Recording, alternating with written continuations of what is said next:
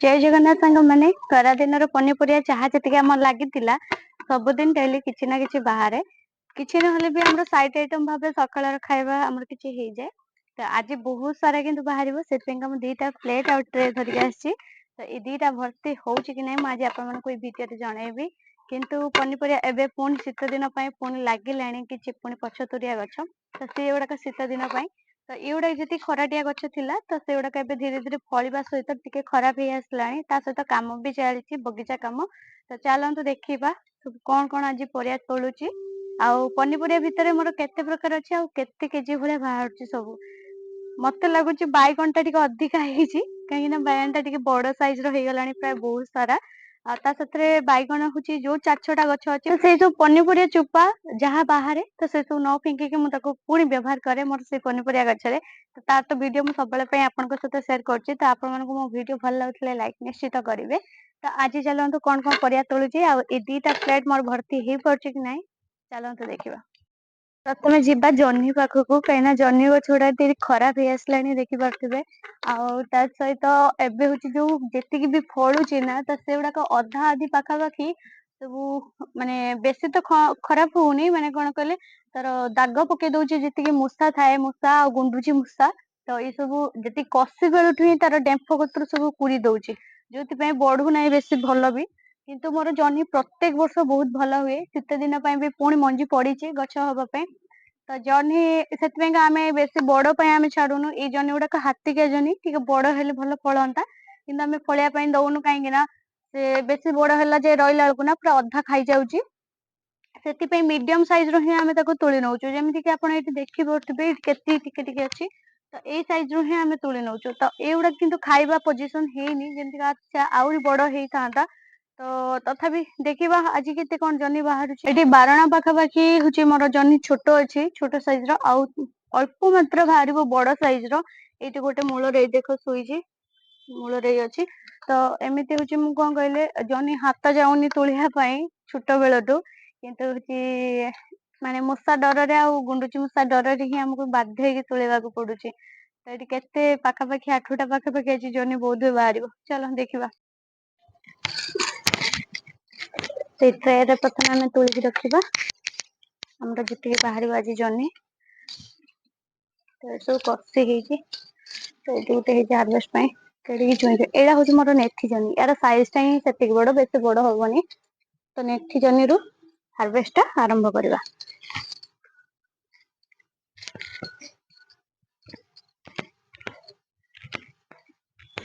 एपटे गोटे रखी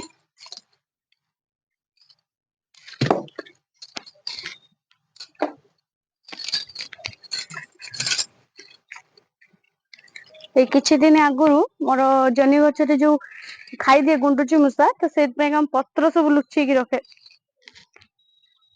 पत्र तल लुचेक रखे माने कौन कहले एगुड़ा जो खराब हो पत्र गुड़ाक न फिंगिकी सेमती हूँ साइज करी भर्ती कर रखे ए देख गोटे जह्नी बड़ हाथिके जह्नी तो जह्नी मोर 2-3 प्रकार अच्छी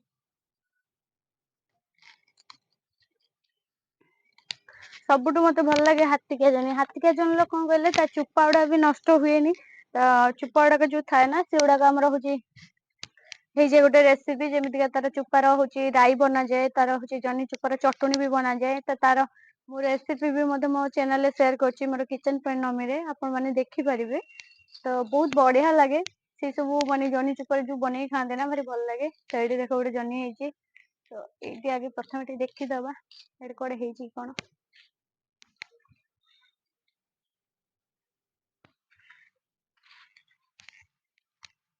ये मूल अच्छी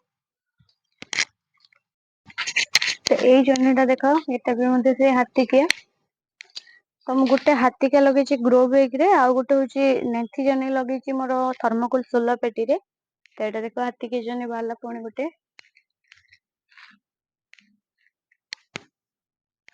हाथिका जह्नी आमर काफी बड़ रोचे नेथी जह्नी ठारू एटा देख यहाँ हूँ मोर नेथी जह्नी टिके छोट छोट साइज यहाँ हूँ हाथिका जह्नी पूरा बड़ बड़ आसो आईटा हूँ मोर कौन कहले गोटे अलग प्रजातिर जह्नी एथरक नुआ लगी किंतु एटा टिके बढ़ी था किंतु बढ़िया तो आम गुंडुची मूषा दौना आम कौन करवा ତ ଏଇଟା ଦେଖ, ଏଇଟା ବି ମୋର ମେଥି ଜହ୍ନି ଯୋଉ ଏଠି ଗୋଟେ ମୂଳରେ, ଏସବୁ ଖାଲି ମୂଳରେ ଆଉ ହଉଛି କଣ କହିଲେ, ମାନେ ପ୍ରତ୍ୟେକଟି ଡାଳ କେନାରେ ତାର ଦେଖିବାକୁ ପାଇବେ ଆପଣ ନେଥି ଜହ୍ନିଟା।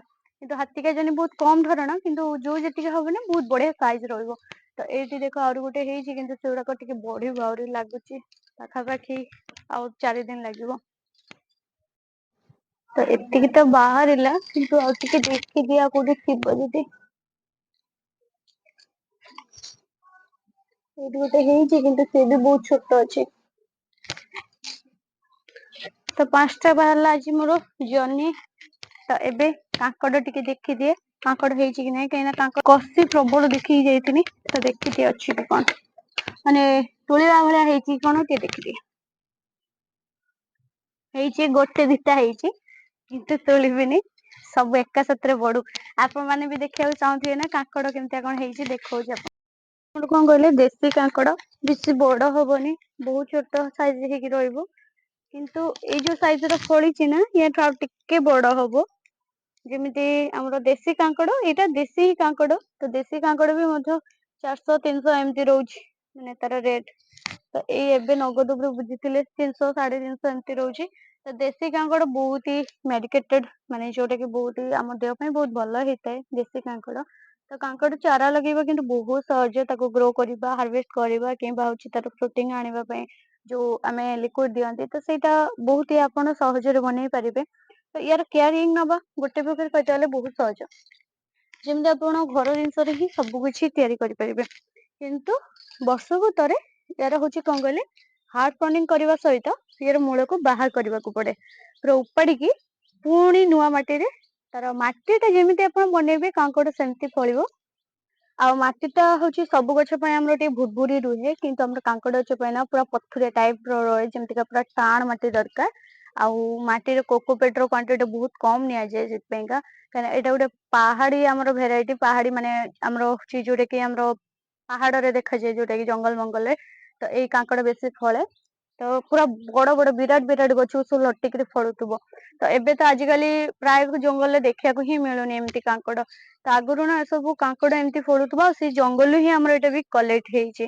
ଆଉ ୟାର ଗୋଟେ ଗୋଟେ କୁଆଁ, ଯୋଉଟା କି ଆମର ଯୋଉ ଏଇଭଳିଆ ଗ୍ରୋଥ ଦେଖୁଛନ୍ତି, ତ ଏଇ ଗ୍ରୋଥ ପାର୍ଟ ହିଁ ଲାଗିଯିବ। ବହୁତ ହି ସହଜ, ଯେମିତି କୁନ୍ଦୁରି ଲଟାରୁ ହିଁ ଲାଗି ଗଛ ହୁଏ, ଠିକ ସେମିତି କାଙ୍କଡ ଗଛ ଲଟାରୁ ବି ବଢିଆ ସେ ଲାଗିଯାଏ। ତ ୟାର ଗୋଟେ ବହୁତ ଜଣ ଚାହୁଁଥିଲେ କି କାଙ୍କଡ ଗଛର ଟିପସ କିଛି ଦବା ପାଇଁ, ଆଉ କାଙ୍କଡ ଗଛ କେମିତି କଣ କୋଉଠୁ କଲେକ୍ଟ କଲି। ତ ୟା ପରେ ଭାବୁଛି ଗୋଟେ ଭିଡିଓ କରିବି ଆଗକୁ, ଆପଣ ମାନେ ଚ୍ୟାନେଲ ସହିତ ଯୋଡି ରୁହନ୍ତୁ, ମୁଁ ନିଶ୍ଚିତ ଭାବରେ ଆଗକୁ ସେୟାର କରିବି। କେମିତି କଣ ତାର କେୟାରିଂ ନିଏ, ତ ଅଧା ଅଧି ଟିପସ ତ ଆପଣ ମାନଙ୍କୁ ଏବେ କହି ସାରିଲେଣି। କିନ୍ତୁ କହିବା ଆଉ ସେଟା କରିକି ଦେଖେଇବା, ଯୋଉଟା କି ଆମର ହଉଛି କଣ କହିଲେ, କେମିତି ପ୍ରୋସେସିଂ ରେ କେତେ କ୍ୱାଣ୍ଟିଟି ଆଉ କେମିତି କଣ ମାଟି ପ୍ରସ୍ତୁତ କରିବା, ସେଇଟା ଆପଣ ମାନେ ଡିଟେଲସ ଉପରେ ଦେଖିଲେ ହିଁ ବହୁତ ହି ଭଲ ରହିବ ଆପଣ ମାନଙ୍କ ପାଇଁ। ଯେମିତି ସହଜରେ ଜାଣିପାରିବେ। ତ ତା ଉପରେ ମୁଁ ଏଇଟା ତ ଏବେ ଏବେ ରିପୋର୍ଟିଂ କରୁଛି, ଆପଣ ଦେଖିପାରୁଥିବେ, ପୁରା ମାଟି ଟା ଦେଖନ୍ତୁ କେମିତିଆ। ଆଉ ମୂଳ ମାଟି ଟା ପୁରା ପଥୁରିଆ ରହିଛି। ମୂଳ ଟା ପୁରା ବାହାର କରାହେଇଥିଲା ଏଥରକ, ଆଉ ଏଇଟା ପୁରା ମୋର 15x15 ଇଞ୍ଚ ର ଗ୍ରୋ ବେଗ ରେ ଲାଗିଛି, 15x15। ତ ବହୁତ ବଡ ଗ୍ରୋ ବେଗ ରେ, କାହିଁକିନା ଏଇଟା ଟିକେ ଚେର ହଉଛି ଅଧିକା, ୟାର ଜଲଦି ବାଉଣ୍ଡ ହେଇଯାଇଥାଏ। ବହୁତ ମୋଟା ଥାଏ ୟାର ଚେର ଗୁଡାକ। ପୋଟଳ ଚେର ବହୁତ ସରୁ ଥାଏ, କୁନ୍ଦୁରିର ବି ଚେର ବହୁତ ସରୁ ଥାଏ। ବହୁତ ଜଲ୍ଦି ହଉଛି ସେଟା ରୁଟ ତ ଡେଭଲପ ହୁଏନି, ଏତେ ବାଉଣ୍ଡ ହୁଏନି ତାର ରୁଟ। କିନ୍ତୁ ଏଇ କାଙ୍କଡ ଗଛ ନା ରୁଟ ବହୁତ ଜଲ୍ଦି ବାଉଣ୍ଡ ହେଇଯାଏ। ତ ସେଥିପାଇଁକା ଏବେ ହଉଛି ଆମର ୟାକୁ ମାନେ ପୁରା ମାଟି ବାହାର କରାହେଇଥିଲା ଗ୍ରୋ ବ୍ୟାଗ ରୁ। ଆଉ ମାଟି କାଢିକିରି ଆମେ ତାକୁ ପୁରା ବାଲି ଦେଇକି, ଆଉ ଟିକେ ପଥୁରିଆ ମାଟି ଦେଇକି ତାକୁ ଗୋଟେ ବନା ହେଇଥିଲା। ତ ଆଗକୁ ୟା ଉପରେ ଯେତେବେଳେ ମୁଁ ଭିଡିଓ ପୁଣି କରିବି, କେତେବେଳେ କହିଲେ, ୟାର ମୂଳ ଯେତେବେଳେ ପୁଣି ବାହାର କରାହବ, ପୁଣି ଫ୍ରେଶ କରାହବ, ପୁଣି ୟାର ମୂଳ ଗୁଡାକ ବାହାର କରିବୁ ନା, ସେତେବେଳେ ମୁଁ ଆପଣଙ୍କ ସହିତ ୟାର ପୁରା ଟିପସ ସେୟାର କରିବି।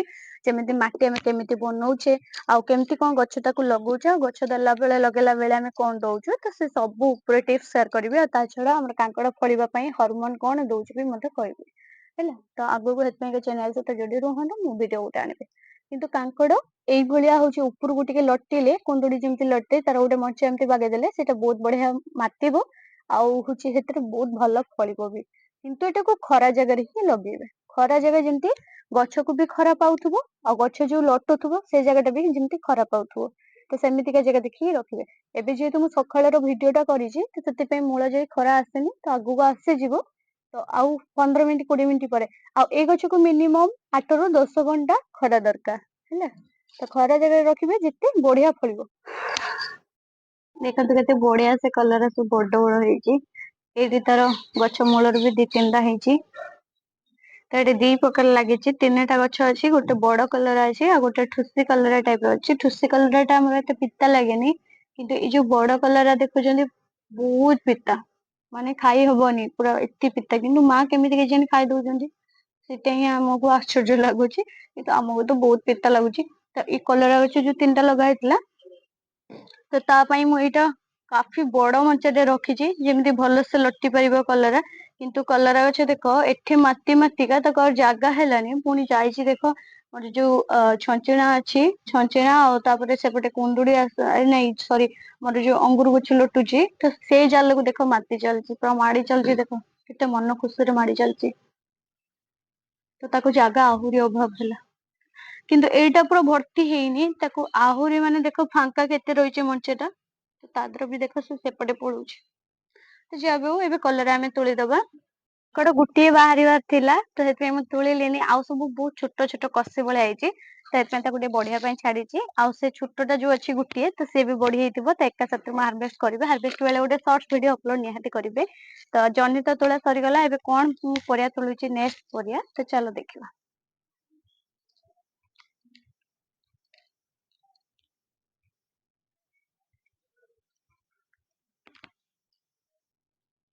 ଆଜି କଲରା ବହୁତ ସାରା ହେଇଛି। ଏ କିଛି ଦିନ ପୂର୍ବରୁ 4-6ଟା ନେଇଥିନି। ଆମର କିଛି ସାଇଡ ଆଇଟମ ହେଇଯାଇଥିଲା। ମାଙ୍କର ପ୍ରିୟ ସବୁଠୁ କଲରା, ତ କଲରା ମାଙ୍କ ପାଇଁ କେବଳ ଆମର ଲଗା ହେଇଛି। କଲରା ଟାକୁ ମୋ ହାତରେ ହିଁ ଛିଡେଇବି। ୟା ପାଇଁ କିଛି ଦରକାର ନାହିଁ, ମୋର କଟର କିଛି ଆବଶ୍ୟକ ନାହିଁ। ଏ ଢେମ୍ଫଟା ପତଳା ନା, ସାଙ୍ଗେ ସାଙ୍ଗେ ଧରିଲା ବେଳକୁ ହିଁ ଛିଡି ଯାଉଛି। ବଡ କଲରା ଦେଖ ଗୋଟେ ନୁହଁ, ଆହୁରି ଗୋଟେ ବାହାରିବ। ଏପଟେ ଗୋଟେ ଅଛି। ଏଇଟା ଭିଡିଓରେ ଆପଣ ଦେଖି ନାହାନ୍ତି, ମୁଁ ତୋଳି ସାରି ଆପଣଙ୍କୁ ଦେଖଉଛି। ସେପଟେ ଯୋଉ ଡାଳଟା ଯାଇଛି ନା, ତାର ପତ୍ର ଗୁଡାକ ସବୁ ଛୋଟ ଅଛି। ଆଉ କଷି ଆସୁଛି କିନ୍ତୁ ବହୁତ ଆଗକୁ ଫଳିବ। ଯା ହଉ ଫଳୁ, ଯୁଆଡେ ଯାଉଛି ଯାଉ, କିନ୍ତୁ ଫଳୁ।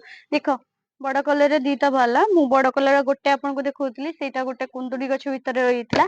ତ ଦେଖ 2ଟା ବାହାରିଲା, ଆଉ ଠୁସି କଲରା ଯୋଉ 3ଟା ବାହାରିଲା। ତ ଇଏ ମୋର 2 ପ୍ରକାର ଲାଗିଛି କଲରା। ତ ଏବେ ଯିବା ଆମେ କୁନ୍ଦୁଡି କେତେ କଣ ହେଇଛି ତୋଳିବା। କୁନ୍ଦୁଡି ପାଇଁ ମୁଁ ପ୍ରଥମେ ଚିଆର ଟା ଆଣେ, ଗଛ ଯୋଉ ଭଳିଆ ଲଟିଛି ନା, ମୋ ହାତ ହିଁ ପାଇବନି। ସ୍ଵାମୀ ଥିଲେ ସେ ତାର ସେମିତି ତୁଳି ଆଣିଥାନ୍ତେ, କିନ୍ତୁ ମୋ ହାତ ପାଇବନି।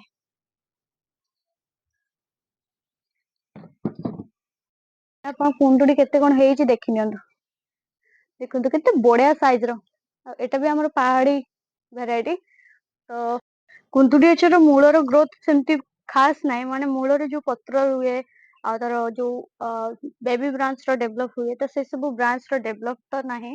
କିନ୍ତୁ ଯୋଉ ଉପରକୁ ଯେତିକି ଆମେ ଲଟିବା ପାଇଁ ଛାଡିଛୁ, ସେଥିରେ ଦେଖ କେତେ ସାରା ଦେଖ ଫଳିଛି। ମାନେ ଏଇଟା ବୋଧେ ମୋର 8 ଥର କି 10 ଥର ପାଖାପାଖି ହାରଭେଷ୍ଟ ହେଇଗଲାଣି। ତ ଏବେ ଆମେ ତୋଳିବା କୁନ୍ଦୁଡି କେତେ କଣ ତୋଳୁଛି ଦେଖ। ପ୍ରଥମେ ଆମେ ଡଲା ଟାକୁ ରଖିଦବା, କୁନ୍ଦୁଡି ଟା ମୋ ହାତରେ ଛିଡେଇ ଦେବି। କିଛି ଦରକାର ନାହିଁ, କଟର ଆବଶ୍ୟକ ନାହିଁ। କିନ୍ତୁ କୁନ୍ଦୁଡି ଗଛ ଯଦି ହାତ ପାଇବ କି ନାହିଁ, ସେଇଟା ହିଁ ମୁଁ ଜାଣିପାରୁନି। ତ ଦେଖ, ହଁ ହାତ ପାଇ ଯାଉଛି। କେତିକି ହାରଭେଷ୍ଟ କରୁଛି ଦେଖନ୍ତୁ। ବହୁତ ହେଇଛି ଆଜି କୁନ୍ଦୁଡି। କୁନ୍ଦୁଡି ମୋର ଯେତେବେଳେ ବି ମୁଁ ତୁଳେ ନା, 4ଟା କି 3ଟା କି 2ଟା ଏମିତି ପାଖାପାଖି। ତ ଆଜି କିନ୍ତୁ ଟିକେ ଅଧିକା ବାହାରିବ। ସାଇଜ ବି ବହୁତ ଭଲ। ଖରା ପଡୁଛି, ଅନେଇ ବି ହଉନି। ଏଇଟା ଗୋଟେ କଷି ଅଛି ବହୁତ ସାରା, କଷି।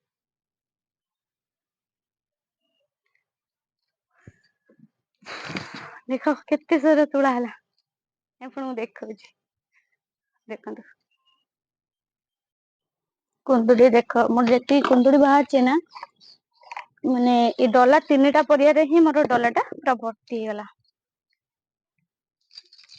କଟର ଟା କାଢି ଆଣେ ଦେଖ, ଜହ୍ନି, କୁନ୍ଦୁଡି, କଲରା ଡଲା ଭର୍ତ୍ତି। ତ ଏବେ ଆମର ଆର ଡଲାଟେ ନବା। ତ ସେଥିରେ କଣ କଣ ସବୁ ପରିବା ତୋଳିକି ଭର୍ତ୍ତି କରିବା, ଚାଲନ୍ତୁ ଦେଖିବା। ଦେଖନ୍ତୁ ସାଙ୍ଗମାନେ, ମୋ ଡଲା ପୁରା ଭର୍ତ୍ତି ହେଇଗଲା। ଆଉ ଇଏ ହଉଛି ଆମର ପୁରା ଅର୍ଗାନିକ ଫ୍ରେଶ ପରିବା। ତ 4ଟା ବାହାରିଲେ ବି କେଡେ ଖୁସି। ବହୁତ ଖୁସି, ଆଉ ଖାଇବାର ସ୍ଵାଦ ପୁରା ଅଲଗା ଥାଏ। ଆଉ ଇଏ ତ ମୋର ଆଶାଠୁ ଅଧିକା ବାହାରୁଛି କହିତେ ଗଲେ। ମାନେ ଜହ୍ନି ଯେତିକି କୁନ୍ଦୁଡି ବି ଆଜି ବହୁତ ବାହାରିଛି କୁନ୍ଦୁଡି ଟା। ଆଉ କଲରା 4-6ଟା, କଲରା ଆଜି କମ ବାହାରିଛି। କଲରା ସବୁବେଳେ 8ଟା 10ଟା ଏମିତି ବାହାରେ, ଆଜି 4ଟା 5ଟା ବାହାରିଛି। ତ ଯାହା ବି ହଉ ଇଏ ଡଲା ଭର୍ତ୍ତି ହେଇଗଲା। ତ ଏବେ ଆମେ ଆର ଯୋଉ ଥାଳି ଟା ନବା। ତ ଏଇଟା ହଉଛି ତମର ପରିବା ଟ୍ରେ, କିନ୍ତୁ ଆମେ ଆର ଥାଳି ଟା ନବା। ତ ସେଥିରେ କଣ କଣ ଭର୍ତ୍ତି କରୁଛି ପରିବା ତୋଳିକି, ଚାଲ ଦେଖିବା। ତାକୁ ଏବେ ମୁଁ ଛାଇରେ ରଖିଦିଏ, ଖରା ପଡିଲା ମାନେ ନା ପରିବା ଗୁଡାକ ନଷ୍ଟ ହେଇଯିବ। ସବୁ ମାନେ କଣ କହିଲେ ତାର ଯୋଉ ଭେଣ୍ଡି ଗଛ ଗୁଡାକ ଦେଖ ସବୁ କଟା ହେଇଛି ନଗଦ ଉପରେ। ବୋଧି ପହର ଦିନ କଟା ହେଇଛି ଆମର। ତ ଏଇ ସବୁ ଦେଖ କାହିଁ କହିଲେ ତାର ତଳୁ ଯୋଉ ଗ୍ରୋଥ ଆସୁଥିଲା ନା, ତ ସେ ଗ୍ରୋଥ ପାଖରୁ ଆମର କାଟିଦେଲୁ, କାହିଁକି ନା ଭେଣ୍ଡି ଗୁଡାକ ଭଲ ଫଳୁ ନଥିଲା। ଯାହା ବି ଧରୁଥିଲା ଏମିତି ମୁଡି ମୁଡିକା ହଉଥିଲା। ତ ଏଇଟା ଦେଖ କଟା ହେଇନି, ତ ସେଥିପାଇଁକା ଆମେ ସବୁ ତାକୁ କାଟି ଦେଇଛୁ। ଆଉ ଏଇଠି ଦେଖ ତାର ଗ୍ରୋଥ ଧୀରେ ଧୀରେ ବଢିବାକୁ ଲାଗିଲାଣି। ତ ଏଗୁଡାକ ଏବେ କଷି ଆସିଲାଣି ବି ମଧ୍ୟ। ତ ଏଥିପାଇଁକା ଏଗୁଡାକ ବଢିବା ପାଇଁ, ଭେଣ୍ଡି ଭଲ ଆସିବା ପାଇଁ ଆମେ ତାର ଉପର ଡ୍ୟାମେଜ ପାର୍ଟ କୁ କାଟି ଦେଇଛୁ। ଆଉ ଏମିତି କାଟିଦେଲେ ଭେଣ୍ଡି ଆହୁରି ଅତିରିକ୍ତ ଫଳିବ। ଯେମିତିକା ମାନେ ଯୋଉ ନଷ୍ଟ ହେଇଯିବା କଥା ବା ଭେଣ୍ଡି ଗଛ ଉପାଡି ଦଉଛନ୍ତି ବହୁତ ଜଣ, ତ ଭେଣ୍ଡି ଗଛ ନ ଉପାଡିକି ଏମିତି ଅଧା ଅଧିରୁ କାଟିକି ଥରେ ଟ୍ରାଏ କରନ୍ତୁ, ଦେଖିବେ ବଢିଆ ସେ ଫଳିବ ପୁଣି। ମତେ ଲାଗୁଛି ଆଜି ମୋ ଡଲା ପୁରା ଭର୍ତ୍ତି ହେଇକି ଆଉ ଗୋଟେ ଡଲା ଆଣିବାକୁ ପଡିବ। ତ ଏବେ ଏଇ ଯୋଉ ପ୍ଲେଟରେ ମୋର ବାଇଗଣ ଆଜି ପୁରା ଭର୍ତ୍ତି ହେଇଯିବ, କାହିଁକିନା ବାଇଗଣ ବହୁତ ସାରା ହେଇଛି।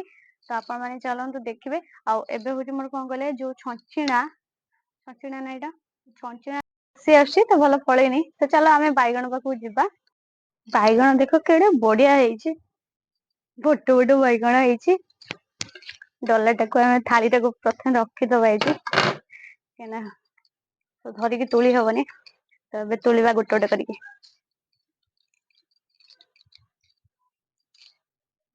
ଗୋଟେ କାଟିକି ଆପଣଙ୍କୁ ଦେଖଉଛି, ଦେଖ କେଡେ ବଡ ବଡ ଦେଖ ହେଇଛି। ଏଇଭଳିଆ ପାଖାପାଖି 8ଟା କି 10ଟା ବାହାରିବ। ଏଇଟାକୁ ରଖିଦବା ପ୍ରଥମେ। ଗୋଟେ କେଡେ ବଡ ହେଇଛି। ଆମର ସୁନ୍ଦରୀ ବ୍ଲାକ୍ ବିଉଟି। କଳା ହେଲେ କଣ ହବ, ବ୍ଲାକ୍। ଏଇ ଯୋଉଟା ବାହାରିବ, ତୁଳା ହବ ଏବେ। ଏଇଠି ଗୋଟେ ଦେଖ ବହୁତ ସାରା ତୁଳିଦବା ଆମେ ପ୍ରଥମେ, ତାପରେ ଦେଖଉଛୁ ଆପଣ ମାନଙ୍କୁ କେତେ କଣ ବାହାରିଲା। ପ୍ରଥମେ ମୋର ଯୋଉ ଗୋଟେ ବାଇଗଣ ରଖିଦିଆ ଆସେ।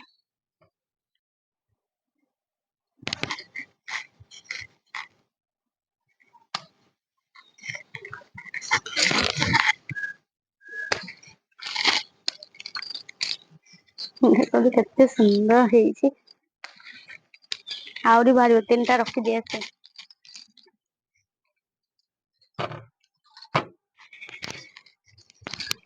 ଏଇଠି ଗୋଟେ ମୂଳରେ ଶୋଇଛି ଗୋଟେ।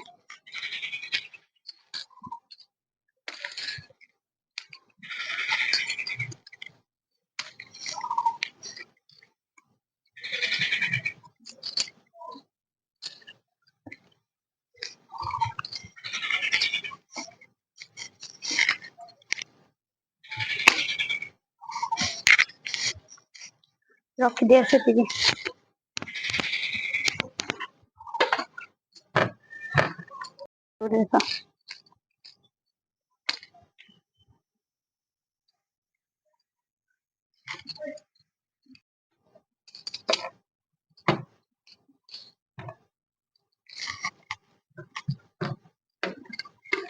ଦେଖ କେତିକି ସବୁ ବାହାରିଲା ପରିବା। ମାନେ ବାଇଗଣ ଆଗରୁ ଆପଣ ମାନଙ୍କୁ କହୁଥିଲି 8-10ଟା ପାଖାପାଖି ମୋର ବାଇଗଣ ବାହାରିବ। ତ ଏଇଠି ଆମେ ଗଣିଦବା କେତେଟା ବାହାରିଛି। ବ୍ଲାକ୍ ବିଉଟି 5ଟା ବାହାରିଛି। ଇଏ ଗ୍ରୀନ ବାଇଗଣ 4ଟା, ମାନେ 9ଟା। ଆଉ ଗୋଟେ ହେଇଛି କିନ୍ତୁ ତୁଳିବା ପାଇଁ ହେଇନାହିଁ ରେଡି ହାର୍ଭେଷ୍ଟିଂ ପାଇଁ। ତ ଏଇ 9ଟା ଆଜି ବାହାରିଲା। 10ଟା କହୁଥିଲି 9ଟା ବାହାରିଛି ଆଉ। ଯିବା, ଟିକେ ରେଷ୍ଟ ନେଇଗଲି। ପବନ ଯୋଉ ଦଉଛି ସୁଲସୁଲିଆ ପବନ, ଯାହା ଯେତିକି ଝାଳ ବାହାରିଥିଲା ସବୁ ଥଣ୍ଡା ଥଣ୍ଡା ଲାଗି ପୁରା ଝାଳ ଶୁଖିଗଲାଣି। ତ ଏବେ ଯିବା ପୁଣି ଟିକେ ଖରାରେ ଯୋଉ ବୋଇତାଳୁ ଡଙ୍କ ହେଇଛି, ଆଉ କଣ କଣ ସବୁ ପରିବା ହେଇଛି ତାକୁ ଟିକେ ତୋଳିଦବା। ମତେ ଏମିତିରେ ତ ମୋର 2ଟା ଯାକ ପ୍ଲେଟ ପୁରା ଭର୍ତ୍ତି ହେଇଗଲାଣି। କଳମ ଶାଗ ବି ପଛପଟେ ମୋର ଦେଖିପାରୁଥିବେ, ସେ ବି ମଧ୍ୟ ତୋଳିବା ପାଇଁ ହେଇଯାଇଛି। କିନ୍ତୁ ମୁଁ ତାକୁ ଏବେ ତୋଳିବିନି, କାହିଁକିନା ଡଲା ହିଁ ଆଣିନି। ତ 2ଟା ଯାକ ପ୍ଲେଟ ହେଇଛି ଭର୍ତ୍ତି, କିନ୍ତୁ ଭାବୁଛି ବାଇଗଣ ଗୁଡାକ ଏଇଠି ସବୁ କାଢିଦିଏ। ଆଉ ଏଇଟାକୁ କେବଳ ବୋଇତାଳୁ ଡଙ୍କ ନେବି। ମୁଁ ଭାବିଲି ଏତିକିରେ ହେଇଯିବ ଭର୍ତ୍ତି, କାହିଁକି ମୁଁ ଆଉ ନେବି। ଦେଖିଲା ବେଳକୁ ଏତିକିରେ ହିଁ ଭର୍ତ୍ତି ହେଇଗଲା ଯେ ମତେ ହିଁ ଅସୁବିଧା। ତ ଚାଲ ଏଇଠି ହିଁ ଆଡଜଷ୍ଟ କରିଦେଇକି ନେଇଯିବେ ଆଉ। ବାଇଗଣ କଣ କହିଲେ ରଖିଦେବି ସିନା, କିନ୍ତୁ ଯଦି ଗୋଟେ ଖସିଲା ନା କାଂସି ଯାଇଯିବ। ବାଇଗଣ ଏଇଖିଣା ଯୋଉ ରେଟ୍ ଲୋ ବାପା, ଯେମିତି 50 ଟଙ୍କା ନୁହ ତ 80 ଟଙ୍କା ଉପରେ। ଚାଲ ପ୍ଲେଟ ଫାଙ୍କା କରିଦେଇଛି, ଏବେ ଯିବା ବୋଇତାଳୁ ଲଙ୍କା କତିକି, ବୋଇତାଳୁ ଲଙ୍କା କିଛି ତୋଳି ଦବା।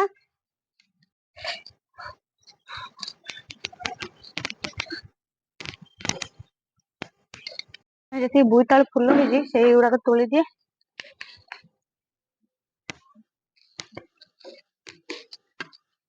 ତାପରେ ପରେ ଡଙ୍କ ତୋଳିବି।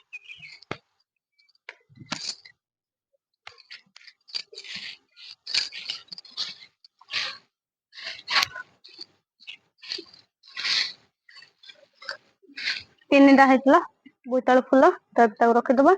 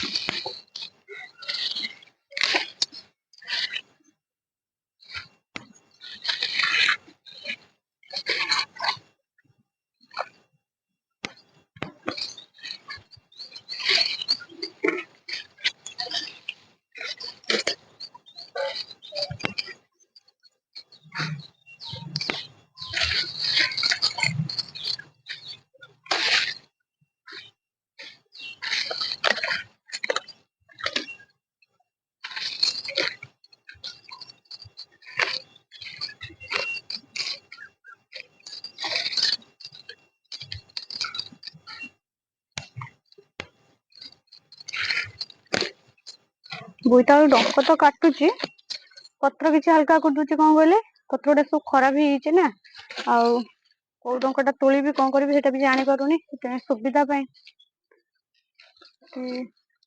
ବାହାର କରିଦେଲି, କିଛି ପତ୍ର ହାଲକା କରିଦେଇଛି। ତ ଏଠି ସବୁ ଯେତିକି କୁଆଁ ବାହାରିଥିଲା ସବୁ ଯାକ ନେଇଯାଇଛି।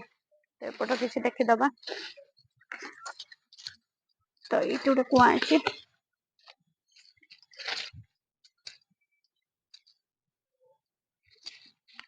ଏଇ କୁଆଁ ଗୁଡାକ ନଉଛି କାହିଁକି କହିଲେ ଭାରି ମିଠା ଲାଗିବ ଖାଇଲେ। ଡଙ୍କ ଟା କଣ ମିଠା ନ ଲାଗିଲେ ଭଲ ଲାଗିବନି, ଶକ୍ତ ଲାଗିବ ଭଲ ଲାଗିବନି।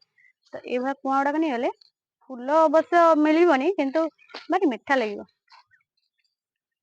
ଦେଖ ତାର ପତ୍ରକୁ ଶାଗ କରିକି ଖାଆନ୍ତି, ରାଇ କରିକି ଖାଆନ୍ତି। ଆ ଶାଗରେ ହଉଛି ଛତୁ ପୁଡିକି ତା ଦେହର ଖାଇଲେ ନା, ଛତୁ ପତ୍ର ପୁଡା ଯୋଉ ବୋଇତାଳୁ ପତ୍ର ଭାରି ବଢିଆ ବାସେ। ତ ସେଥିପାଇଁକା ବୋଇତାଳୁ ପତ୍ର କଣ, ବୋଇତାଳୁ ଡଙ୍କ, ବୋଇତାଳୁ ପତ୍ର, ବୋଇତାଳୁ ଫୁଲ, ବୋଇତାଳୁ ସବୁ ଆମର ପ୍ରିୟ। ବୋଇତାଳୁ ଟା ଟିକେ କମ ଆମର ପ୍ରିୟ, କିନ୍ତୁ ବୋଇତାଳୁ ଫୁଲ ଆଉ ତା ଡଙ୍କ ପତ୍ର ବହୁତ ପ୍ରିୟ। ସେଥିପାଇଁକା ଯାହା ଯେତିକି କଅଁଳିଆ ପତ୍ର, କଅଁଳିଆ ଯେତିକି କୁଆଁ ବାହାରିଥିଲା ସବୁ ଗୁଡାକ ନେଇଯାଇଛି। ଆଉ ଏଇଠି ଅଳ୍ପ କିଛି ରଖିଛି, ବେଶୀ ରଖିନାହିଁ, ବହୁତ ଅଳ୍ପ ରଖିଛି। ଦେଖିପାରୁଥିବେ ଗଛ ଟା ପୁରା ଫାଙ୍କା କରିଦେଇଛି। ଏ ପତ୍ରକୁ ବର୍ମି କମ୍ପୋଷ୍ଟ ରେ ପକେଇଦେମି, ଖତ ହବ।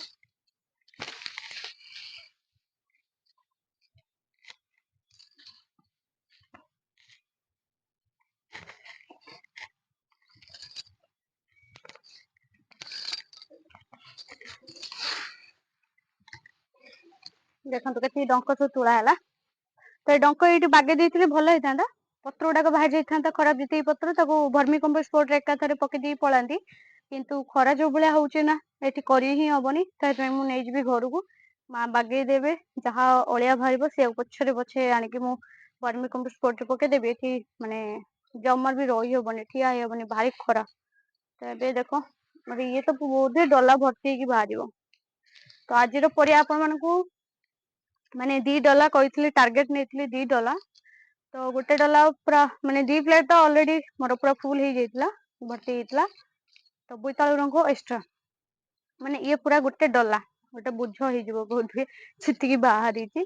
ତ ଯାବେ ଫୁଲ 3ଟା ବାହାରିଲା ତବେ ନେଇକି ତାକୁ ପଳେଇବା ଘରକୁ। ଏବେ ଚାଲିଲେ ସେ ଯୋଉ ପର୍ଯା ଗୁଡା ରଖିଥିଲି ତାକୁ ସବୁ ନେଇଯାଏ। ଏବେ ଘରକୁ ପଳେଇବି। ମତେ ଡଲା ପୁରା ଭର୍ତ୍ତି ହେଇଯାଇଛି। ଏଠୁ ବୋଇତାଳୁ ଡଙ୍କ ବି ନେଇ ଆସେ।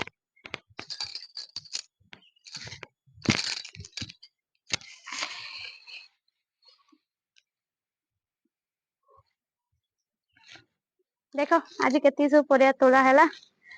ବୋଇତାଳୁ ଡଙ୍କ, ବୋଇତାଳୁ ଫୁଲ, ବାଇଗଣ, କଲରା, କୁନ୍ଦୁରି, ଜହ୍ନି।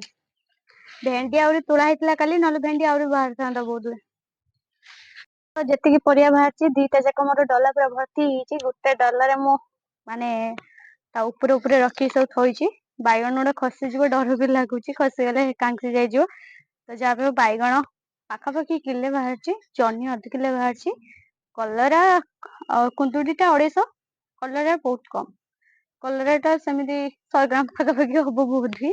ଯାହା ବି ହଉ ଏତିକି ବାହାରିଲା ବୋଇତାଳୁ ଡଙ୍କ, ବୋଇତାଳୁ ଫୁଲ।